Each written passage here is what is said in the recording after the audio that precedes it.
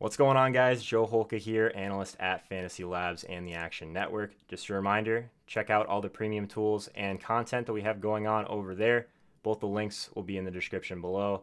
But just wanted to knock out another quick video for you guys today. Do me a favor, subscribe to the channel, smash that like button, and also hit the notification bell so that on Sunday mornings you'll be notified when we start the live show, as well as any other videos that go up on the channel throughout the week. If you missed last week's review, we went through the 1K on DraftKings, but I'll mention it again. I primarily play some of these mid to higher stakes tournaments in NFL and really try and target some of these smaller field sizes. So really only rolling out a small number of lineups every week, and that main team has a pretty large percentage of my overall action. So the plan is to review some of those contests and kind of look at some of the guys around me each and every week and see what we did, see what the kind of the pivots we made, see where the mistakes were made as well. Today we're going to look back at the 1060 buy-in on DraftKings again, but we're also going to touch on the 535 entry over on FanDuel. So going to fly through some of my content at the end of the review. Just want to kind of stay accountable for some of the decisions I'm making throughout the week, as well as what I'm talking about in the industry. Just full transparency there. So yeah, let's start on the 1K on DraftKings. This is the game changer. It's only 40 people and 10K up top. Pretty nice flat structure. And as you guys probably know, as soon as you kind of get up to some of these games, the rake is a little bit lower as well. So really decent tournament. I like it quite a bit.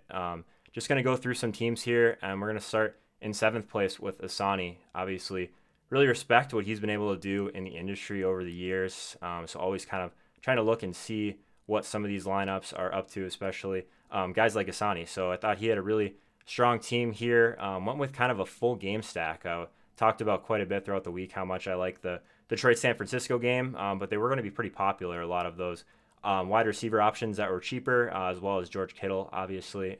So he went with Garoppolo to Kittle and Pettis, and then brought it back with both Golden Tate and Kenny Galladay. So outside of that, he really mixed in a ton of chalk. This lineup allowed him to get in Todd Gurley in the flex, which was obviously a big decision that a lot of people had to make this week, and then rounded things out with Tevin Coleman and James Conner. Also paid up for the Rams defense.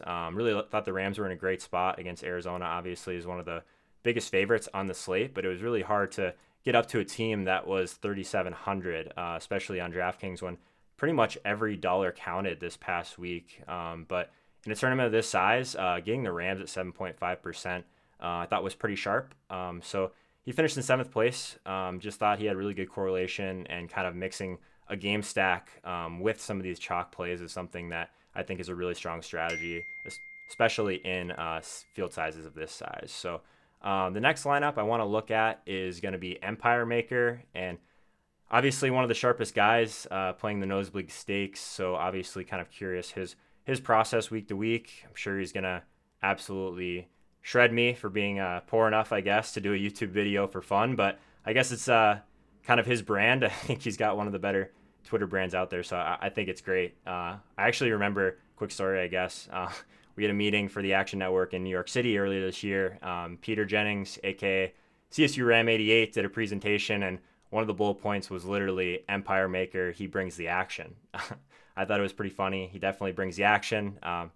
So yeah, Empire Maker, I come in peace, bro. Your lineup, really strong, obviously. You went with Roethlisberger, Connor, Antonio Brown, and kind of figured out what you could do from there. Obviously, the big differentiator for you in this tournament was actually getting to Christian McCaffrey at 7K, 25% owned in this tournament. But one of the biggest decisions I had to make throughout the week, or on Sunday morning, was playing Tevin Coleman, playing James Conner, obviously, and then trying to figure out if I wanted to get up to one of these guys like McCaffrey or Gordon, at the kind of peril of some of my wide receivers in this mid-range. But as you made that decision, you decided to go with like kind of a mini game stack, which I thought was sharp. So Pettis and Kittle, brought it back with Galladay. Galladay at 30%, I thought was really good. But yeah, I think kind of the overall idea of going with the Ben stack, obviously, and then a little mini game stack surrounded by these running backs, and then Christian McCaffrey, talked about his matchup quite a bit throughout the week last week. I'm sure a lot of people did, but one of the best pass-catching running backs in the entire league, and literally one of the best matchups for that. Texans D, as you can see, 47.5% owned in this tournament. Didn't necessarily work out. Probably one of the only things that held back this lineup from taking down the entire tournament. Yeah, obviously like the Texans, you guys will see my team here pretty soon. In first place, /1111. Yeah, I don't have a ton to say, honestly, about this lineup. Think it's fine. You're going to see kind of a common theme with these top teams, Kirk Cousins to Adam Thielen. Didn't necessarily game stack. Didn't necessarily do a whole lot of stacking in general or correlation in this lineup. So to be completely honest with you, I'm not sure how sharp this lineup actually was, in my opinion. Obviously, it took down first place, but it was a week where you didn't need a massive score. So yeah, I think it was fine. Let's go down to my team now. Finished 24th. Obviously, wasn't as good as last week's third place finish. Mistakes were made, clearly. But I want to talk a little bit about where I was at. So in the morning, I was kind of narrowing things down to Patrick Mahomes, Jimmy Garoppolo, and if I was going to be getting up to Big Ben. Those were the guys I really liked. Considered Bortles for a small amount of time, specifically on FanDuel because he was so cheap, but ended on Mahomes. In general, I think one of the things I wish I would have done a little bit differently, I told myself that in this tournament, I was going to try and make what I thought was the optimal team, but I was going to try and tweak for correlation. So not pairing Mahomes with anyone. I still thought he was a better play than Garoppolo because of the rushing equity. But that pivot, if I would have went to Garoppolo, would have stayed on Kittle, obviously. But I think I would have considered bringing it back with Galladay, like some of these other lineups did that we've shown. Really liked Galladay. Where I kind of got into trouble this past week was falling in love with this mid-tier at wide receiver. So Randall Cobb came in a little bit higher owned in this tournament than I thought he'd be. I thought he'd be kind of one of my more leveraged plays on the slate. I played Jarvis Landry on FanDuel and DraftKings. Thought he was in a phenomenal spot. He was just seeing so many more targets downfield than we'd seen in the past in a game where I thought game script would be in his favor for the majority of the game. Just didn't work out with Landry. I think that was probably my biggest miss of the entire week, was being overweight on Jarvis Landry. He was relatively popular in this small field, but when you pay all the way up for a guy that's 6,300, instead of playing a guy like Quincy Enunwa, playing a guy like Galladay, Funchess, all these really cheap wide receivers that were going to get usage, that was probably a mistake. It allowed me to, obviously I played these same running backs that most of the field did, Tevin Coleman and James Conner.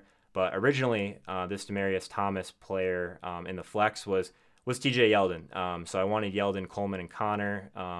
Decided it was worth it to move down to Yeldon off of a guy like Gordon or McCaffrey in order to get to some of these wide receivers in the mid-range. So this is a pivot I made. I actually was in 7th place at one point of this tournament, right before this Detroit-San Francisco game started. So in 7th place, obviously this field size pays out the top 8. So I was kind of borderline. Really liked Kittle, obviously. Stayed on Kittle. As soon as this game locked, McCaffrey caught like 3 passes, and I got passed by a bunch of teams. I think I moved down to like 14th from 7th. So instantly I knew I probably made a mistake. Probably should have gotten off Kittle in tight ends. I went with someone a little bit lower owned, but probably didn't kill me. There wasn't a lot of cheap tight ends that really did well.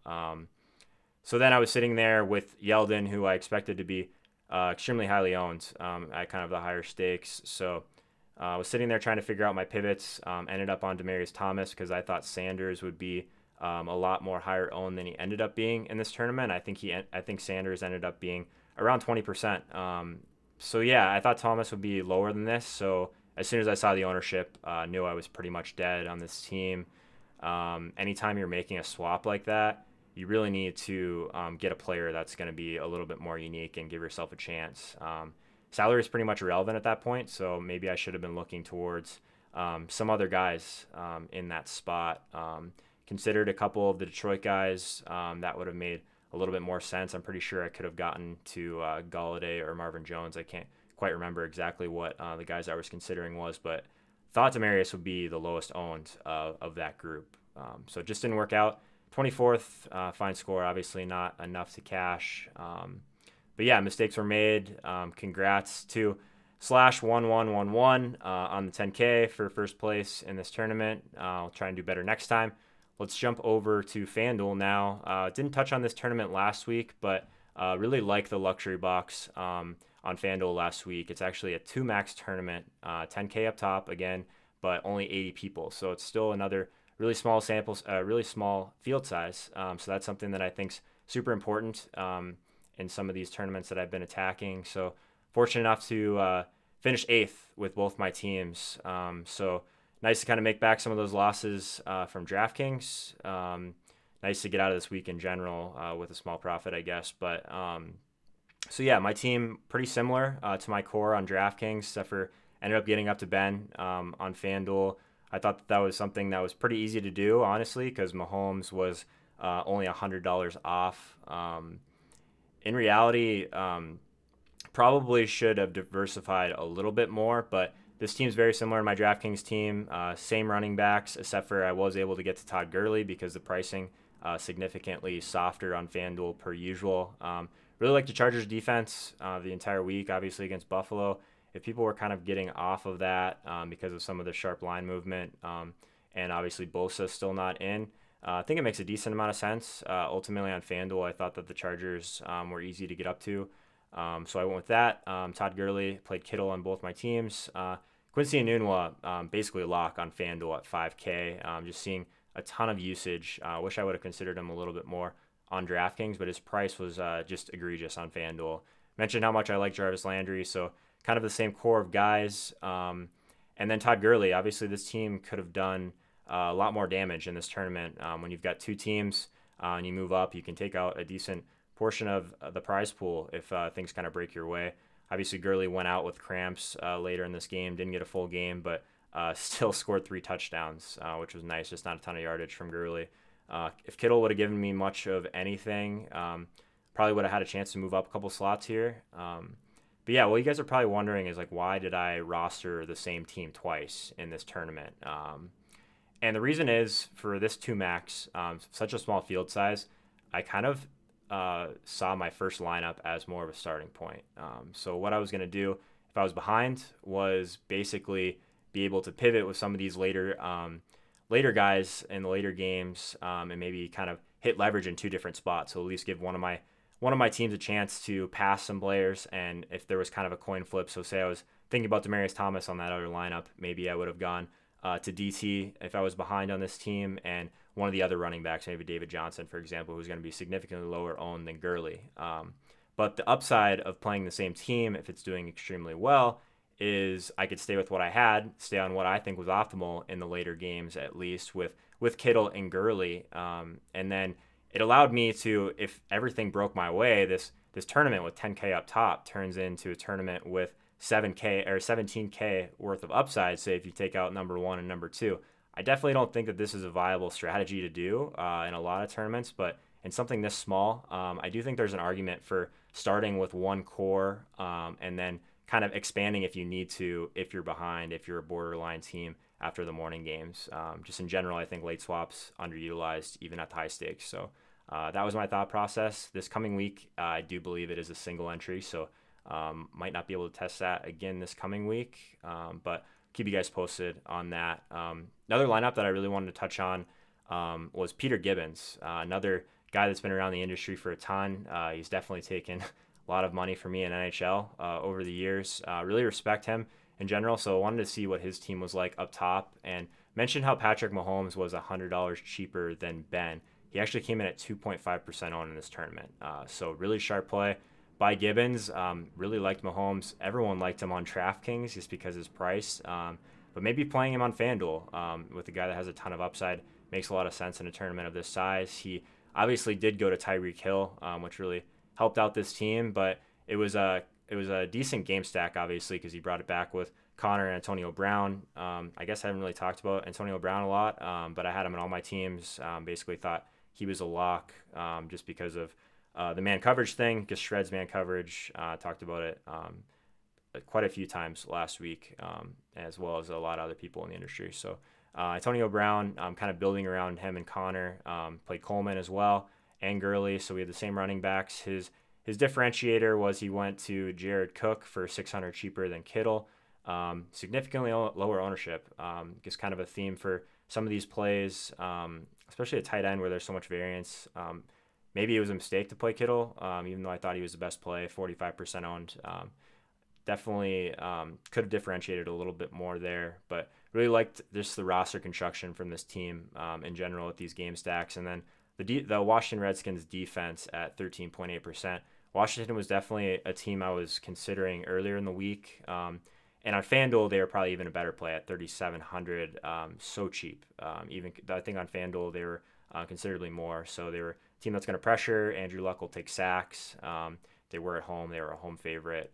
So kind of liked where Peter Gibbons went at defense too, especially in this tournament. Yeah, maybe spent a little bit too long on that today. But like I said, playing all Antonio Brown teams was nice to come out at least with a small profit across the two sites. Let's touch on the content quickly, the hashtag content. So I do a defense breakdown at Fantasy Labs. Talked about the Rams, the Chargers at the high ends. Ended up playing the Chargers on FanDuel. Both those teams ended up okay. Let's look at what the Rams ended up. Oh, by the way, this is the Fantasy Labs ownership dashboard. Obviously, if you check out Fantasy Labs, this expands and you can see the ownership levels at different stakes, but just wanted to have it over here to kind of quickly search for points that some players scored. So Rams defense, 13 points. So they didn't kill you. They were pretty expensive, obviously, 4,800 on FanDuel. Talked about them, talked about Washington, like I was just saying. New Orleans Saints, kind of a bounce back spot for them. Let's see how they ended up doing. I actually don't even know. So the Saints, 6 points. So obviously they didn't do it for you. 3,200. They're a little bit expensive. FanDuel 4K, kind of mid-range.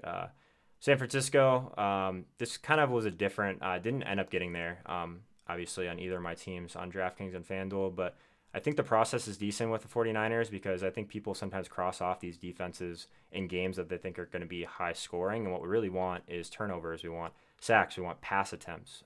So I thought it would be kind of in a contrarian way to get exposure to this game would be the 49ers defense. Tennessee, kind of annoyed that I didn't consider them more. Really liked Houston as the day went on, obviously, because of Gabbert. But originally it was on Tennessee earlier in the week. They ended up getting 7 points, so nothing crazy, but against Deshaun Watson, who takes a lot of sacks, decently high interception rate, just 2,400 might have been one of the punt defenses that should have stayed on, at least from a process standpoint. Do a stacks breakdown as well. Ben Roethlisberger, Antonio Brown, James Conner, very popular throughout the industry. Wrote up Melvin Gordon and the LA Chargers defense. Yeah, Gordon, he only played 76% of the snaps in week one, so people were somewhat worried about his usage, which doesn't make a lot of sense to me. Buffalo, horrendous against the run, kind of a locked-in goal line role, as you saw with 3 touchdowns. Yeah, just massive favorite. I think that Gordon was a really good play. He just was hard to get up to.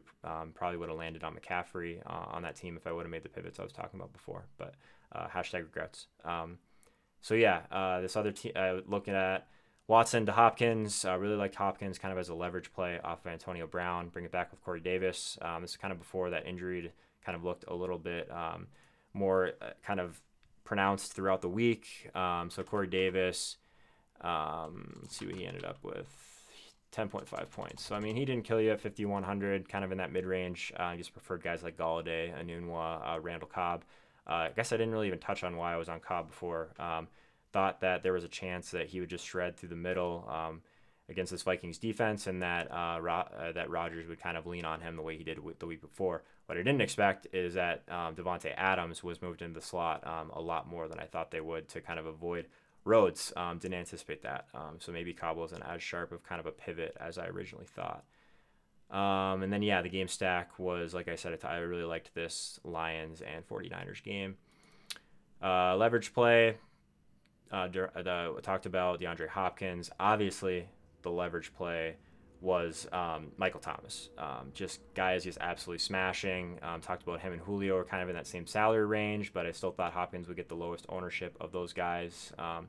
But yeah, as soon as Will Fuller was active, I thought it was a really good spot for Hopkins. Had a game stack in one of the tournaments that I was in with this Will Fuller, DeAndre Hopkins, Watson stack. As far as the leverage spot, Jared Goff, with how much ownership that Todd Gurley was going to kind of soak up, I thought kind of going to the passing game made a certain amount of sense at Goff. Probably overpriced on both sites, given what his expectation was, but I still think that the leverage was there. Props get smashed this week. I'll just fly through these. I think I only got one of them on Thursday night. Had Collins and Allen. And then on Monday Night Football, I think I split these as well, as Anthony Miller scored a touchdown, but he didn't quite get to 18.5 yards. Tyler Lockett continues to be the primary option in Seattle. That one hit. And then on Sunday, went through and using the Fantasy Labs prop tool, obviously, and then Sean Corner's projections. Went 5 for 5 on this, so that's great. Hopefully don't go 0 for 4 to make up for it next week, but had some of the chalk plays that people were on. Just thought the lines were pretty soft on them. McCaffrey, Roethlisberger, Tevin Coleman, Quincy Enunwa, and then Royce Freeman. So, interesting that it worked out that way. I definitely don't expect to run that hot on props the whole year, but nice to kind of do well, at least for the people that are taking a look at that article on Sunday morning. So, yeah, remember to check out Fantasy Labs and the Action Network. No affiliate links or anything like that, guys. Just truly think we have some of the best tools out there for serious DFS players, so check that out in the description. If you haven't already, just delete every app you have on your phone that you're using to track games, and check out the app that we have over at the Action Network. We put a lot of resources into making that perfect for people like us that like to speculate on sports. Thanks again to everyone who showed up on the Sunday morning hangout. If you haven't already, do me a favor, subscribe to the channel, smash the like button, and then also hit that notification bell so that you're notified for all the new videos, and then specifically on Sunday morning when we do the live show. Again, I'm gonna try and cut these videos down. I wish this wasn't. It always ends up being a little bit longer than I want, but yeah. All right, good talk. See you guys out there.